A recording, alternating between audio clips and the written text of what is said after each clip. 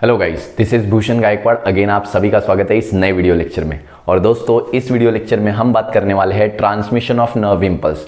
तो अभी तक हमने डिस्कस किया है structure of neurons, synapse, types of synapse. ठीक है, तो अगर हम स्ट्रक्चर ऑफ न्यूरॉन को थोड़ा सा फिर से रिकॉल करें तो हमने देखा कि न्यूरॉन का स्ट्रक्चर 3 पार्ट से बना होता है, डेंड्रॉन्स, ठीक है, cell body and axon fibre. ठीक है, तो हमने यहाँ पे इस टॉपिक में ये जो ड्रॉ किया है, दिस इज एक्सॉन फाइबर।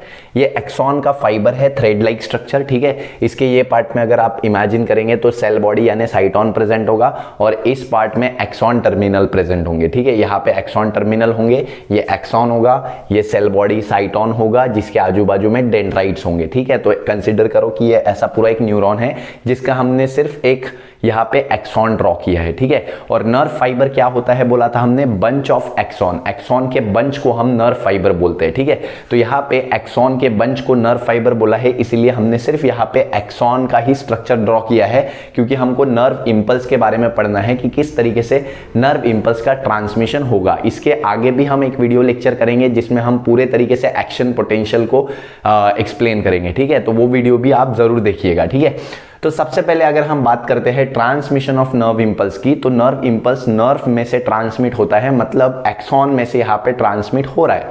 ठीक है, तो एक्सॉन से जो नर्व इंपल्स ट्रांसमिट हो रहा है उसी के बारे में हम यहाँ पे डिस्कस करेंगे।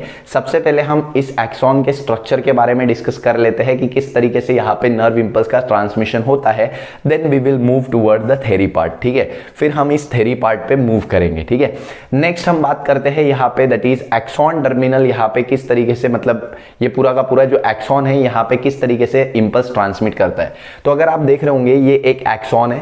ठीक है, एंड एक्सॉन अगर है तो एक्सॉन की आउटर जो लेयर होगी, ठीक है, आउटर मोस्ट लेयर, क्योंकि ये एनिमल सेल है तो ये जो है आउटर मोस्ट लेयर कौन सी होगी, प्लाज्मा मेम्ब्रेन। तो ये भी एक प्लाज्मा मेम्ब्रेन हो गई और ये भी प्लाज्मा मेम्ब्रेन हो गई। ठीक है, तो ये सेल के अंदर का जो पार्ट है उसको हम इंट्रासेल्यूलर फ्लूइड बोलेंगे, और सेल के बाहर का जो पार्ट है यानी एक्सॉन के बाहर का जो पार्ट है उसके आजू बाजू का सराउंडिंग पार्ट, उसको हम एक्स्ट्रा सेल्यूलर फ्लूइड बोलेंगे। ठीक है, इसके अलावा हम देख रहे हैं ये जो एक्स्ट्रा सेल्यूलर फ्लूइड है यहाँ पे सारा का सारा पॉजिटिव चार्ज है। ठीक है, और इंट्रा सेल्यूलर जो फ्लूइड है अंदर में सारा का सारा यहाँ पे नेगेटिव चार्ज है। तो दोनों साइड में एक्सॉन के बाहर और एक्सॉन के अंदर, एक्सॉन के अंदर ये जो है ये इसका साइटोप्लाज्म है जिसको हम न्यूरोप्लाज्म बोलते हैं। ठीक है, तो न्यूरोप्लाज्म के अंदर हमें नेगेटिव चार्ज दिखाई दे रहा है एंड न्यूरोप्लाज्म के बाहर यानी एक्स्ट्रा सेल्यूलर फ्लूइड में हमको पॉजिटिव चार्ज दिखाई दे रहा है। ठीक है, साथ ही में यहाँ पे कुछ प्रोटीन्स है जो कि कुछ चैनल्स फॉर्म कर रहे हैं, चैनल्स यानी आने जाने का रास्ता।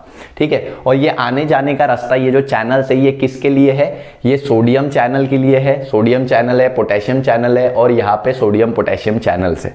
ठीक है, so these are the not the pump, these are the channels. ठीक है, और ये जो एकलौता हमको आखिरी में दिख रहा है दैट इज द पंप। ठीक है, तो ये जो है सोडियम चैनल है, ये पोटेशियम चैनल है।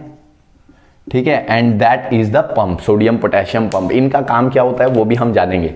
तो ये ऊपर ये दोनों सोडियम पंप है, ये क्लोज्ड फॉर्म में सोडियम पंप ऐसा दिखता है, जब ये ओपन होता है तो कुछ इस तरीके से दिखाई देता है। ठीक है, तो पोटेशियम पंप भी अगर हम देखते हैं तो जब क्लोज होता है तो ऐसे दिखता है, जब ओपन होता है तो कुछ इस तरीके से दिखाई देता है। सिमिलरली सोडियम पोटेशियम पंप अगर हम देखते हैं तो ये सोडियम पोटेशियम पंप जो होता है वो क्लोज होता है तो ऐसा दिखाई देता है, ओपन होता है तो कुछ ऐसा दिखाई देता है। ठीक है, तो यहाँ पे हमने बात की कि ये एक्सॉन का पूरा स्ट्रक्चर है।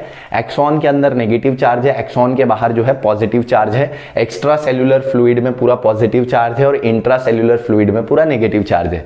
ठीक है, अब इसी के साथ हम देखते हैं कि कोई भी एक्सॉन में न्यूरल इंपल्स या नर्व इंपल्स जब ट्रांसमिट होता है तो किस तरीके से होता है। जब भी कोई नर्व इंपल्स यहाँ पे आता है तो ये जो सोडियम चैनल्स होते हैं, सबसे पहले सोडियम चैनल ओपन हो जाते हैं। ठीक है, सोडियम चैनल ओपन होते हैं तो बाहर में जो सोडियम और पोटेशियम है, देखो एक्स्ट्रा सेल्यूलर फ्लूइड में सोडियम भी है, पोटेशियम भी है, लेकिन एक्स्ट्रा सेल्यूलर फ्लूइड में सोडियम ज्यादा है और पोटेशियम कम है। जो ज्यादा है उसको मैंने रेड कलर से ड्रॉ किया है। ठीक है, नेक्स्ट इनसाइड द फ्लूइड अगर हम देखते हैं इंट्रासेल्यूलर फ्लूइड, यहाँ पे भी सेम है, सोडियम पोटेशियम दोनों है, बट यहाँ पे कौन ज्यादा है, ऑब्वियसली जो रेड कलर से लिखा गया है दैट इज पोटेशियम ज्यादा है इंट्रासेल्यूलर फ्लूइड में एंड सोडियम बहुत कम अमाउंट में है। ठीक है, दोनों का उल्टा है यहाँ पे। ठीक है, एक्स्ट्रा सेल्यूलर फ्लूइड में सोडियम ज्यादा है, पोटेशियम कम है, इंट्रासेल्यूलर फ्लूइड में पोटेशियम ज्यादा है, सोडियम कम है। ठीक है, दोनों ही साइड में पॉजिटिव चार्ज इक्वल है लेकिन इनसाइड हम देखते हैं ये नेगेटिवली चार्ज क्यों है अंदर का जो भी स्ट्रक्चर है, क्योंकि यहाँ पे बहुत ज्यादा नेगेटिवली चार्ज प्रोटीन भी है। देखो बाहर में भी सोडियम पॉजिटिव है, पोटेशियम पॉजिटिव है, मतलब बाहर पॉजिटिव चार्ज जो भी हो रहा है वो सोडियम और पोटेशियम की वजह से हो रहा है। क्लियर? अंदर भी सोडियम पोटेशियम है, लेकिन अंदर पॉजिटिव चार्ज क्यों नहीं है, नेगेटिव चार्ज क्यों है? क्योंकि अंदर नेगेटिवली चार्ज प्रोटीन है, जो नेगेटिवली चार्ज प्रोटीन बाहर नहीं है। ठीक है, अंदर नेगेटिवली चार्ज प्रोटीन होने के कारण पूरा यहाँ पे जो अंदर का चार्ज है ये नेगेटिव चार्ज होता है न्यूरोप्लाज्म में। क्लियर? अब नेक्स्ट हम आगे बढ़ते हैं कि जब भी कोई स्टिम्युलस आता है, जब भी कोई इंपल्स आता है, तो ये जो सोडियम के आयंस के चैनल होते हैं, सोडियम आयन के चैनल्स, ये ओपन हो जाते हैं और यहाँ से sodium ion extra cellular fluid से होते हुए इंट्रा सेल्यूलर फ्लूइड में आता है, यानी सोडियम आयंस अंदर की तरफ मूव करते हैं।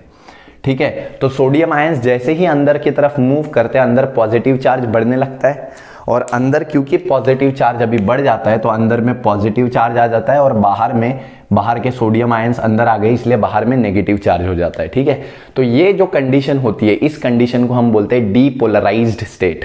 ठीक है, इसके पहले ये जो नॉर्मल कंडीशन थी जहां पे हम देख रहे हैं पॉजिटिव चार्ज बाहर थे और नेगेटिव चार्ज अंदर थे, ये जो कंडीशन थी वो थी रेस्टिंग स्टेट या पोलराइज्ड स्टेट। पोलर का मतलब क्या होता है? जिसमें दो अलग अलग एंड होते हैं, डायरेक्शंस होते हैं। तो यहाँ पे बाहर का जो एंड है वो पॉजिटिव है, अंदर का जो एंड है वो नेगेटिव है। बट अब यहाँ पे हमने देखा डीपोलराइजेशन हो गया, मतलब पोलराइजेशन का उल्टा, बाहर पॉजिटिव नेगेटिव दोनों है और अंदर भी पॉजिटिव नेगेटिव दोनों है। ठीक है, तो ये डीपोलराइज्ड स्टेट में चले गया। इसको हम बोलते हैं यहाँ पे अगेन ये डीपोलराइज्ड स्टेट में जाता है एक वोल्टेज के कारण। ठीक है, करंट के कारण। जैसे ही हमें कोई स्टिम्युलस आता है तो यहाँ पे कुछ वोल्टेज क्रिएट होता है, वोल्टेज के कारण यहाँ पे हम देखते हैं कि सोडियम आयन अंदर की तरफ मूव करते हैं। डिटेल में इसको जानेंगे आगे हम, जब हम एक्शन पोटेंशियल की बात करेंगे अगले वीडियो में। सब कुछ एक वीडियो में बताना थोड़ा सा मुश्किल हो जाता है। तो यहाँ पे सोडियम आयन अंदर की तरफ आ जाता है और यहाँ पे स्टिम्युलस जनरेट होता है, फिर ये स्टिम्युलस आगे ट्रांसमिट होता है। ठीक है, ये पॉजिटिव चार्ज जो है नेगेटिव चार्ज से अट्रैक्ट होता है और पॉजिटिव चार्ज नेगेटिव चार्ज के जगह चले जाता है और पॉजिटिव चार्ज यहाँ पे फिर से नेगेटिव हो जाता है। ठीक है, तो ये पॉजिटिव हो गया तो बाहर वाला यहाँ पे नेगेटिव हो जाता है, और ये वापस से नेगेटिव हो गया था तो ये बाहर वाला पॉजिटिव हो जाता है। मतलब ये इंपल्स ऐसा आगे आगे ट्रांसमिट होते जाता है। ठीक है, नेक्स्ट हम बात करते हैं अब, क्योंकि ये जो सोडियम आयंस अंदर आ चुके हैं तो इसको बाहर आयनिक बैलेंस जो है वो डिसबैलेंस हो चुका है। बाहर के तरफ के सोडियम आयन अंदर आ चुके हैं तो बाहर जो पॉजिटिव आयंस का जो बैलेंस था वो कम हो गया है। उसको मेंटेन करने के लिए पोटेशियम पंप ओपन होता है, और पोटेशियम पंप ओपन होने के बाद यहाँ से पोटेशियम आयन बाहर जाते हैं। तो बाहर का जो भी पॉजिटिव आयन का जो भी बैलेंस है उसको मेंटेन करने का काम कौन करता है? अब पोटेशियम करता है। ठीक है, तो पोटेशियम बाहर की तरफ जाता है और धीरे धीरे सोडियम अंदर आना बंद हो जाता है। तो जैसे ही हमारे बॉडी में कोई इंपल्स जनरेट होता है या ट्रांसमिट होता है तो यहाँ पे होता क्या है कि सोडियम आयन अंदर की तरफ मूव करते हैं। ठीक है, और वो क्योंकि अंदर की तरफ मूव कर रहे हैं तो एक्स्ट्रा सेल्यूलर फ्लूइड में सोडियम आयन का कॉन्सेंट्रेशन कम हो रहा है, मतलब पॉजिटिव आयंस का कॉन्सेंट्रेशन कम हो रहा है। तो उसको मेंटेन करने के लिए अब पोटेशियम आयन बाहर जाते हैं। ठीक है, और उसके बाद ये इंपल्स आगे आगे आगे ट्रांसमिट होते जाता है। ठीक है, अब साथ ही में यहाँ पे एक और चीज क्या हो रही है, जब ये पूरा इंपल्स ट्रांसमिट हो जाता है अब दूसरा इंपल्स आएगा तो यहाँ पे पोटेशियम आयंस है, सोडियम आयन कम है तो सोडियम आयन तो अंदर जा नहीं सकते। तो दूसरा इंपल्स आने से पहले ये जो सोडियम अंदर आया था इसको वापस बाहर भेजा जाता है, और जो बाहर पोटेशियम था इसको वापस अंदर भेजा जाता है। ठीक है, और ये काम करता है सोडियम पोटेशियम पंप। मतलब जो ओरिजिनल स्टेट थी पहले, जो रेस्टिंग फेज में था, हमने बोला था सबसे पहले सोडियम आयन ज्यादा थे बाहर, पोटेशियम आयन कम थे, और अंदर में पोटेशियम आयन ज्यादा थे, सोडियम आयन कम थे। लेकिन यहाँ पे क्या हुआ, डीपोलराइजेशन हुआ, इंपल्स आया, स्टिम्युलस आया। स्टिम्युलस आने की वजह से सोडियम आयन ज्यादा अंदर आ गए। ठीक है, और पोटेशियम आयन बाहर चले गए। तो अब ज्यादा पोटेशियम आयन बाहर है और कम सोडियम आयन बाहर है, कम सोडियम आयन है, और अंदर के तरफ ज्यादा सोडियम आयन है, कम पोटेशियम आयन है। तो यही स्टेज को रिवर्स करने के लिए, यानी जैसा पहले था वैसा वापस से करने के लिए, सोडियम को बाहर भेजने के लिए और पोटेशियम को अंदर लाने के लिए कौन सा पंप यूज होता है? Sodium potassium pump. ठीक है, और ये एक्टिव पंप होता है। एक्टिव यानी यहाँ पे एनर्जी की रिक्वायरमेंट होती है। एक एटीपी को यूज करते ही ये, ठीक है, एक एटीपी को यूज करते हैं और एक एटीपी से यहाँ पे 3 सोडियम आयन बाहर जाते हैं, 3 सोडियम आयन बाहर जाते हैं और 2 पोटेशियम आयन अंदर आते हैं। 2 पोटेशियम आयन अंदर आते हैं, एक एटीपी को यूज करते हैं। एटीपी यूज होता है और कन्वर्ट होता है एडीपी में। ठीक है, और इसको हम बोलते हैं एक्टिव पंप। तो यहाँ पे हमारा एक जनरल कॉन्सेप्ट जो हम पढ़ने वाले हैं, मतलब ये पूरे टॉपिक में, वो हम डिस्कस कर लिया है हमने। क्या हमने डिस्कस किया? सबसे पहले हमने बोला कि ये भाई एक एक्सॉन है, ठीक है, एक्सॉन का ये दोनों प्लाज्मा मेम्ब्रेन है। प्लाज्मा मेम्ब्रेन पे कुछ प्रोटीन चैनल्स है जिसके through sodium ion, potassium ion अंदर बाहर जाते हैं, और ये आयंस के एक्सचेंज होने से ही, ठीक है, अक्रॉस द मेम्ब्रेन अंदर बाहर जाने से ही एक्शन पोटेंशियल जनरेट होता है। एक्शन पोटेंशियल यानी स्टिम्यूलस जनरेट होता है, ट्रांसमिट होता है आगे, ठीक है। ये क्या होता है डिटेल में हम अगली वीडियो में और जानेंगे, बस यहाँ पे हमको थोड़ा सा इसका ओवरव्यू देखना है, ठीक है। नेक्स्ट हम बात करते हैं यहाँ पे होता क्या है एक्चुअली, कि यहाँ पे बाहर के साइड में यानी एक्स्ट्रा सेल्यूलर फ्लूइड में, सेल के एक्सॉन फाइबर के बाहर एक्स्ट्रा सेल्यूलर फ्लूइड में पॉजिटिव चार्ज है, और ये पॉजिटिव चार्ज किसके कारण है? ये सोडियम के कारण और पोटेशियम के कारण है, जिसमें सोडियम ज्यादा है बाहर और पोटेशियम कम है। सेल के अंदर, एक्सॉन के अंदर भी हम देख रहे हैं यहाँ पे भी पॉजिटिव चार्ज है सोडियम और पोटेशियम के फॉर्म में, लेकिन यहाँ पे पोटेशियम ज्यादा है और सोडियम कम है, ठीक है। और इसके अलावा इसमें बहुत सारे नेगेटिवली चार्ज प्रोटीन है, और इन नेगेटिवली चार्ज प्रोटीन की वजह से पूरी ये जो मेम्ब्रेन है ये नेगेटिवली चार्ज है, ठीक है। पूरा एक्सॉन अंदर से नेगेटिवली चार्ज है, एक्सॉन के बाहर पॉजिटिविटी है, तो बाहर पॉजिटिव पूरा, अंदर पूरा नेगेटिव। तो ये जो स्टेट होता है इसको पोलराइज्ड स्टेट बोलते हैं। पोलराइज्ड यानी दो अलग अलग एंड, बाहर का एंड पॉजिटिव, अंदर का एंड नेगेटिव, ठीक है। इसी के अलावा यहाँ पे हम इसको रेस्टिंग नर्व या रेस्टिंग स्टेट भी बोलते हैं, क्योंकि ये जो स्टेट होता है जिसमें बाहर सारे पॉजिटिव आयन है, अंदर सारे नेगेटिव, तो ऐसे स्टेट में हमारे नर्व में कोई भी स्टिम्युलेशन नहीं हो रहा, कोई सेंसेशन नहीं हो रहा, कोई सिग्नल ब्रेन तक नहीं जा रहा, ठीक है।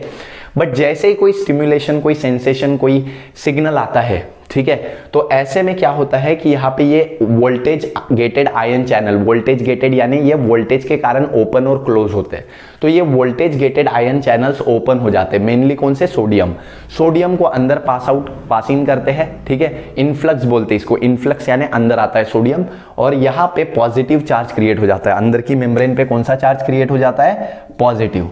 तो अंदर की मेम्ब्रेन पे पॉजिटिव चार्ज अगर क्रिएट हो जाएगा तो बाहर की डेफिनेटली मेम्ब्रेन क्या हो जाएगी? नेगेटिवली चार्ज, ठीक है। अब क्योंकि बाहर की मेम्ब्रेन नेगेटिवली चार्ज हो चुकी है, ठीक है, बाहर की मेम्ब्रेन नेगेटिवली चार्ज हो चुकी है, तो यहाँ पे आप देखोगे अंदर पॉजिटिव नेगेटिव दोनों चार्ज है, बाहर भी पॉजिटिव नेगेटिव दोनों चार्ज है।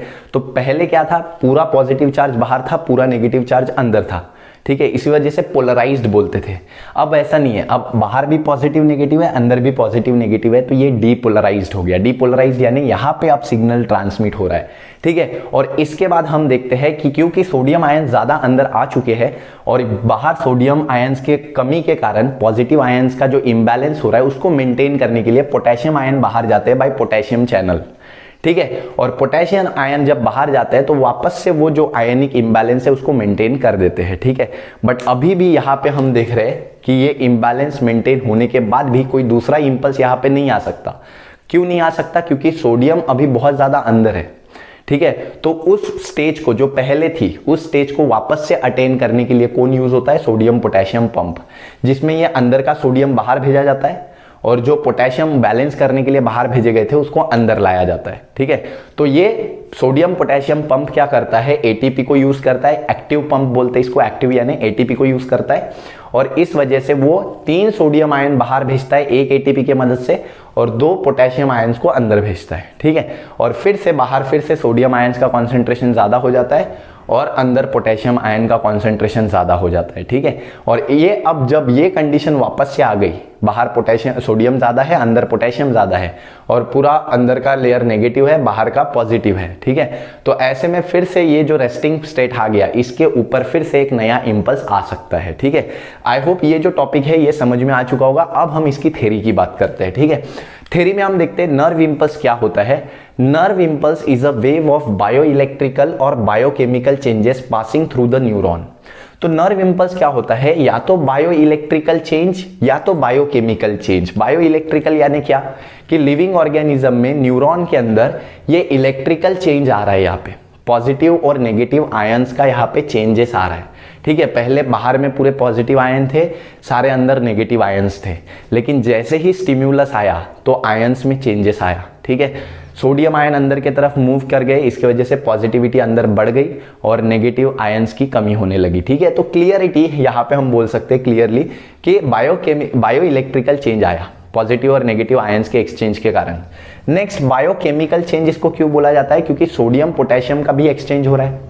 सोडियम केमिकल अंदर की तरफ आ रहा है, ठीक है, और पोटेशियम केमिकल बाहर की तरफ जा रहा है। तो यहाँ पे अगेन केमिकल चेंजेस के कारण भी स्टिम्युलस जनरेट होता है। नेक्स्ट हम बात करते हैं दूसरा टॉपिक। तो ये यहाँ पे हमने बोला नर्व इंपल्स क्या है? Nerve impulse is a wave of bio electrical और बायोकेमिकल चेंजेस जो कि पास हो रहे थ्रू न्यूरॉन। न्यूरॉन से पास होते हुए ये केमिकल चेंज आगे बढ़ रहा है, यानी स्टिम्युलस आगे बढ़ रहा है। Next, the transmission of nerve impulse is the result of change in electrical charges across the membrane। वही तो हमने देखा, नर्व इंपल्स ट्रांसमिट कैसे हो रहा है, ये किसका रिजल्ट है? ये है इलेक्ट्रिकल चार्जेस जो है एक्सचेंज हो रहे। It is change in electrical charges across the membrane. जो मेम्ब्रेन के अक्रॉस ये चार्जेस का एक्सचेंज हो रहा है, ठीक है, उसी को हम क्या बोल रहे हैं? उसी को हम बोल रहे हैं that is transmission of nerve impulse या इंपल्स का ट्रांसमिशन। ठीक है, तो आयंस एक्सचेंज होने के कारण, आयंस में चेंज आने के कारण ही इंपल्स ट्रांसमिट हो रहा है। जैसे यहाँ पे हो रहा है वैसे ही यहाँ पे भी हो रहा होगा, ठीक है, बट मैंने ये थोड़ा सा डिफरेंट करके बताया आप लोगों को ताकि आप कंफ्यूज ना हो। ठीक है, ये हमने क्लोज्ड फॉर्म में देखा है पूरा। जब ये पूरे क्लोज्ड होंगे तो कोई भी यहाँ पे इंपल्स ट्रांसमिट नहीं होगा, ये पूरा रेस्टिंग फेज में होगा। लेकिन जब ये ओपन होगा तो ये रेस्टिंग फेज में बिल्कुल भी नहीं होगा। यहाँ पे सारी वो चीजें होगी जो उसे एक्साइटेड स्टेज में पहुंचाने के लिए मदद करती है, नर्व इंपल्स को ट्रांसमिट करने में हेल्प करती है। दैट इज चेंजेस आएंगे चार्जेस में। ठीक है, next, each neuron has charge cellular membrane. Her neuron की जो मेम्ब्रेन होती है वो चार्ज्ड होती है। ठीक है, with voltage different on outer and inner side separated by plasma membrane. तो हमने देखा कि हर न्यूरॉन में जो मेम्ब्रेन के आउटर साइड का पार्ट है वो पॉजिटिवली चार्ज होगा और इनर साइड का पार्ट है वो नेगेटिवली चार्ज होगा। क्यों? Due to negatively charge protein. देखो, सोडियम पोटेशियम बाहर भी है, सोडियम पोटेशियम अंदर भी है, दोनों तरफ पॉजिटिव आयन का चार्ज इक्वल है, बट अंदर नेगेटिव चार्ज क्यों है ज्यादा? क्योंकि अंदर नेगेटिवली चार्ज प्रोटीन ज्यादा है। ठीक है, next, the extra cellular fluid has more positive charge. Extra cellular fluid में ज्यादा पॉजिटिव चार्ज है, किसके कारण? Due to more sodium ions along with the less potassium ions. ठीक है, दूसरा, in the intracellular neuroplasm. Neuroplasm यानी ये साइटोप्लाज्म, इसका न्यूरोप्लाज्म। ठीक है, तो इंट्रासेल्यूलर न्यूरोप्लाज्म में नेगेटिव चार्ज बहुत ज्यादा है, हैज नेगेटिव चार्ज। ठीक है, to negatively charge, due to negatively charge protein. किसके वजह से ये नेगेटिव चार्ज है? Due to negatively charge protein. But it also contain, इसके साथ नेगेटिवली चार्ज प्रोटीन के साथ इसमें और क्या चीजें हैं? इसमें है that is more number of potassium ions and less number of sodium ions. तो अंदर भी पोटेशियम सोडियम आयंस है, लेकिन इसके साथ नेगेटिवली चार्ज प्रोटीन है जिसकी वजह से नेगेटिव चार्ज आ रहा है। और सबसे इंपॉर्टेंट पॉइंट, हमने बोला ये सारे चैनल्स वोल्टेज के बेसिस पे ओपन या क्लोज होते हैं। ठीक है, तो जो रेस्टिंग स्टेट का पोटेंशियल होता है, जो रेस्टिंग स्टेट का हम पोटेंशियल डिफरेंस या पोटेंशियल इलेक्ट्रिक पोटेंशियल बोलते हैं, वो -70 मिली वोल्ट होता है। तो जब तक ये -70 मिली वोल्ट पे है, ठीक है, ये सारे कंडीशन में हम देख रहे हैं यहाँ पे ये सारे चैनल क्लोज्ड है, मतलब इसका जो रेस्टिंग पोटेंशियल है वो कितना है? -70। ठीक है, so this resting potential is -70 millivolts. ठीक है, और इसके बाद हम बोल रहे हैं the difference between the distribution of sodium potassium on both side of the membrane produces potential difference. तो ये जो डिफरेंस होता है इनके डिस्ट्रीब्यूशन में, पोटेशियम और सोडियम के डिस्ट्रीब्यूशन में, सोडियम बाहर के साइड में ज्यादा है और पोटेशियम अंदर के साइड में ज्यादा है। तो ये जो डिफरेंस होता है डिस्ट्रीब्यूशन में, इसके वजह से यहाँ पे इलेक्ट्रिक पोटेंशियल डिफरेंस क्रिएट होता है और ये पोटेंशियल डिफरेंस -70 मिलीवोल्ट का होता है। और ये -70 मिलीवोल्ट का जो डिफरेंस है ये नॉर्मल रेस्टिंग पोटेंशियल इसको बोला जाता है। क्या बोला जाता है? Resting potential. जब नर्व रेस्टिंग स्टेज में होती है तो इतना मिलीवोल्ट का यहाँ पे रेस्टिंग पोटेंशियल होता है -70। तो नर्व एक्साइटेड स्टेज में जाती है, उसके लिए रेस्टिंग पोटेंशियल क्या होता है? जब ये रेस्टिंग पोटेंशियल -45 पे आएगा, -45 मिलीवोल्ट, तो जैसे ही मिनिमम इससे थोड़ा सा -45 मिलीवोल्ट तक अगर जाता है, अगर यहाँ पे कोई इंपल्स आया तो ये रेस्टिंग पोटेंशियल ज्यादा होगा, बढ़ेगा, और बढ़ेगा मतलब माइनस से कम की तरफ आएगा, दैट इज -45 पे आएगा। और -45 पे आएगा तो आपको अगर ग्राफ दिखाऊं मैं इसका, तो यहाँ पे -70 है, ठीक है, और यहाँ पे -45 है। तो यहाँ से ये जैसे ही बढ़ेगा ठीक है, पोटेंशियल डिफरेंस यहाँ पे जैसे ही बढ़ेगा तो यहाँ पे हम देखेंगे कि ये चैनल ओपन हो जाएंगे और इस -45 मिली वोल्ट जो पोटेंशियल डिफरेंस होता है इलेक्ट्रिक पोटेंशियल, इसमें हम देखते हैं कि चैनल ओपन हो जाते हैं और नर्व इम्पल्स जो है वो ट्रांसमिट होता है। इसके बाद ये बढ़ते बढ़ते बढ़ते बढ़ते अराउंड 40 मिली वोल्ट तक बढ़ता है, ठीक है। और ये 40 to 60 मिली वोल्ट का जो पॉइंट होता है, इस पॉइंट को हम एक्शन पोटेंशियल बोलते हैं, जिसपे सबसे ज़्यादा यहाँ पे हम देखते हैं इम्पल्स ट्रैवल होता है और उसके बाद वो एक्शन पोटेंशियल डाउन होता है, रेस्टिंग स्टेज में आ जाता है वापस, ठीक है। तो इस तरीके से हम देखते हैं कि यहाँ पे जो पोटेंशियल डिफरेंस होता है, रेस्टिंग पोटेंशियल, वो होता है -70 मिली वोल्ट और जिस पे एक्साइटेशन होता है, जिस पे नर्व इम्पल्स ट्रांसमिट होता है, जो मिनिमम पोटेंशियल चाहिए वो कितना होता है -45 मिली वोल्ट। उसके ऊपर ऊपर ऊपर ऊपर जब तक जाता है तब तक वो पोटेंशियल जो है नर्व इम्पल्स ट्रांसमिट होता है, लेकिन 45 या 60 पे पहुंचने के बाद, पॉजिटिव वैल्यू है ये, +40 +60 पे पहुंचने के बाद यहाँ पे एक्शन पोटेंशियल जनरेट हो जाता है और उसके बाद ये जो एक्शन पोटेंशियल है ये डाउन होने लगता है, यानी इसके बाद अब इम्पल्स ट्रैवल नहीं हो सकता। तो ये कैसे वर्क करता है डिटेल में हम जानेंगे। इसके बाद नेक्स्ट हम बात करते हैं resting potential is -70 millivolt. हमने अभी अभी बात की कि रेस्टिंग पोटेंशियल -70 मिली वोल्ट होता है और ये क्यों होता है?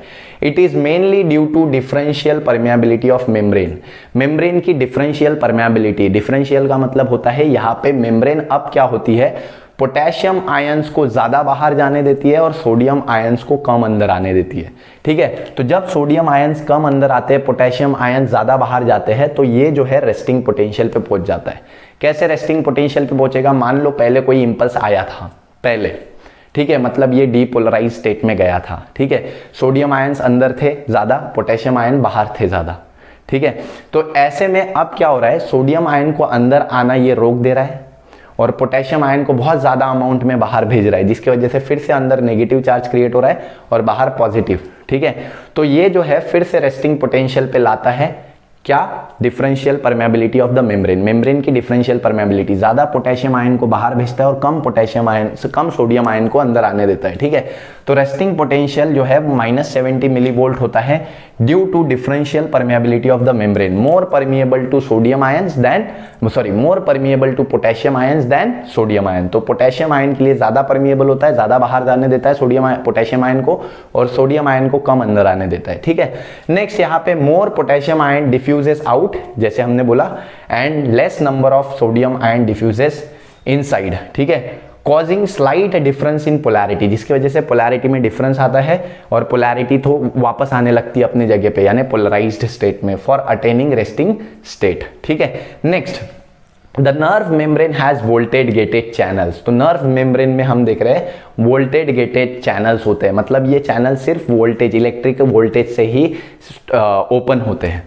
तो जब तक यहाँ पे रेस्टिंग पोटेंशियल -70 मिली वोल्ट है तब तक ये चैनल ओपन नहीं होंगे, बट जैसे ही ये रेस्टिंग पोटेंशियल बढ़ेगा -45 वोल्ट पे तो ये चैनल ओपन होंगे, मतलब ये वोल्टेज गेटेड चैनल है, वोल्टेज से एक्टिवेट होते हैं, ठीक है।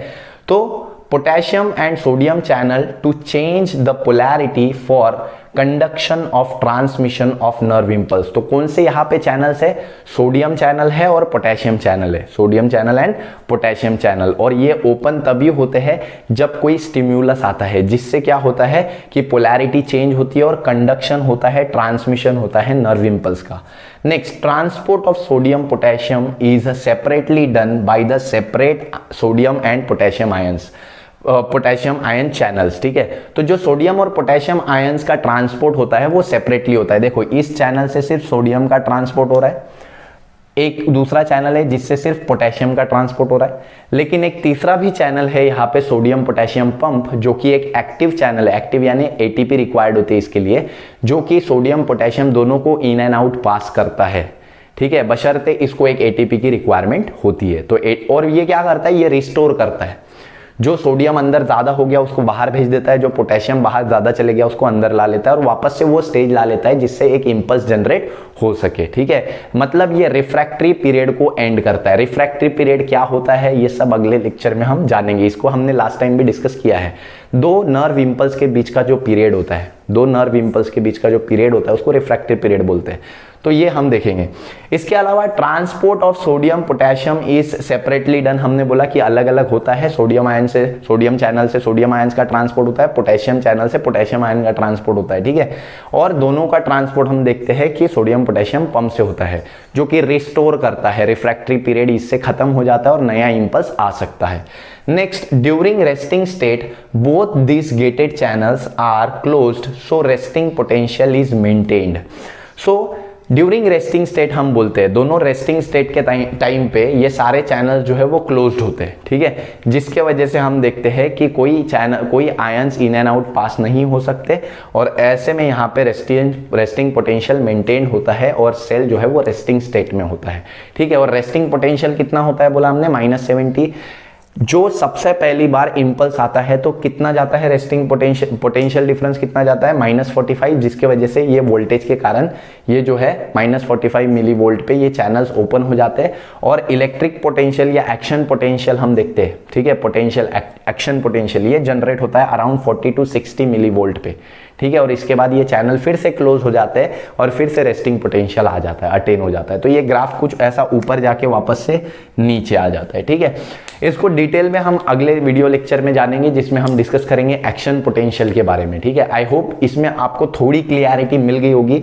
अगर इसमें कोई भी दिक्कत, डाउट, डिफिकल्टी है तो मेरे को कमेंट सेक्शन में पूछिएगा जरूर, ठीक है। इसमें हम ट्राई करेंगे कि आगे जाके एक पीपीटी प्रेजेंटेशन भी दिया जाए ताकि बहुत ईजिली आपको समझ में आ जाए, ठीक है। नेक्स्ट हम बात कर रहे हैं, एक बार फिर से मैं आपको सिर्फ इतना बताना चाहूंगा कि ये जो टॉपिक है ये टॉपिक थोड़ा सा थेरोटिकल है, इसके वजह से आपको इसमें ज्यादा डीपली पढ़ाई करनी पड़ेगी, ठीक है। और मेन चीज जिस पे आपको फोकस करना पड़ेगा ये होगा दैट आयंस का एक्सचेंज किस तरीके से होता है। तो यहाँ पे नॉर्मली यहाँ पे अंदर के साइड में न्यूरोप्लाज्म में नेगेटिव चार्ज होता है, हमने बोला।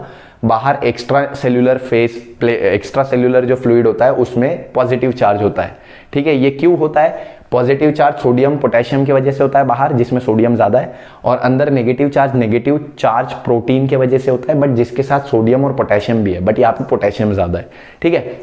जैसे ही कोई स्टिम्युलस आता है तो स्टिम्युलस के वजह से ये -70 मिली वोल्ट का अब ये करंट -45 मिली वोल्ट में कन्वर्ट हो जाता है, जिसके वजह से ये चैनल्स ओपन हो जाते हैं, जिसके वजह से यहाँ से सोडियम जो है अंदर पास होता है। अंदर यहाँ पे पूरे नेगेटिवली चार्ज प्रोटीन पॉजिटिव में, मतलब पॉजिटिव आयंस फॉर्म हो जाते हैं, पॉजिटिविटी बढ़ जाती है, जिसके वजह से अब यहाँ पे पोलैरिटी बढ़ गई है, पोलैरिटी कम हो गई है, सॉरी, पोलैरिटी मतलब यहाँ पे पॉजिटिव नेगेटिव दोनों चार्जेस है, ठीक है। तो डीपोलराइज्ड स्टेट में ये चले गया है। फिर इसके बाद इसका जो सोडियम आयन का इन्फ्लक्स हुआ है तो बाहर सोडियम की कमी हुई, उसको मेंटेन करने के लिए, पॉजिटिव आयंस को मेंटेन करने के लिए पोटेशियम बाहर जाता है, ठीक है।